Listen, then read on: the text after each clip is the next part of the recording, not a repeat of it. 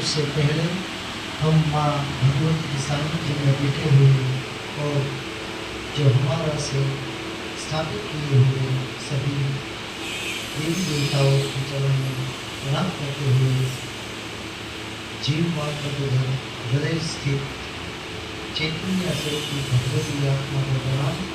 देश विदेश में जहाँ पर भी हो वहीं से इस कथा को लाभ लेते हुए मांडलिया परिवार के सभी देवताजनों को खूब बधाई हो, प्रणाम हो और माँ भगवती की कृपा आप सब पर सदैव बरसती रहे। ऐसा माँ भगवती के पावन चरणों में कहते हुए माँ भगवती को प्रार्थना करते हैं। इस सत्र का हम प्रारंभ करते हैं। प्रथम सत्रनी अंदर આપણે માનધાતાના જન્મ સુધીની કથા આપણે સાંભળી ચૂક્યા છે।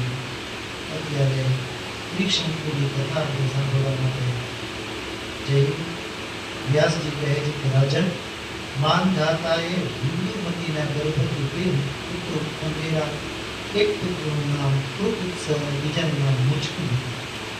કૃતવત્સના પરમ ધાર્મિક પુત્ર અરણ્યપ્રિયા, તેમના પુત્રનું નામ બૃહદશ્ચ અને બૃહદશ્ચના પુત્રનું નામ હર્યશ્ચ અને હર્યશ્ચના ત્રિંધવા અને ત્રિંધવાના અરુણપ્રિયા। અરુણનો પુત્ર સત્યવ્રત નામથી પ્રખ્યાત થયો। એ સ્વેચ્છાચારી, કામ, મૂર્ખ અને અત્યંત લોભી સ્વભાવનો હતો। સત્યવ્રત જેનું એનું નામ હતું એ નામ પ્રમાણે એને એક પણ ગુણ એનામાં ન હતા। એ સ્વેચ્છાચારી, કામી, મૂર્ખ અને અત્યંત લોભી હતો।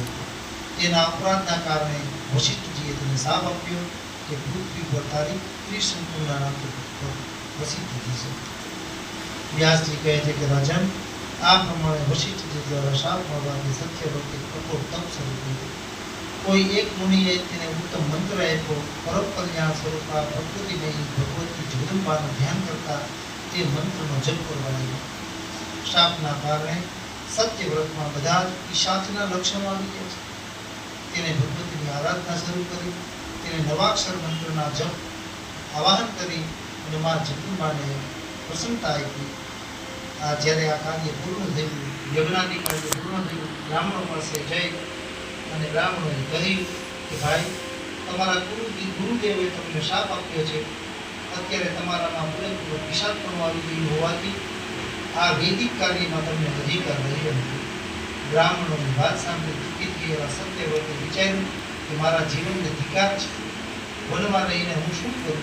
પિતાએ મારો ત્યાગ કર્યો છે, ગુરુ દ્વારા હું ભયંકર શાપ થયું, આવી સ્થિતિમાં હું શું કરું? આવો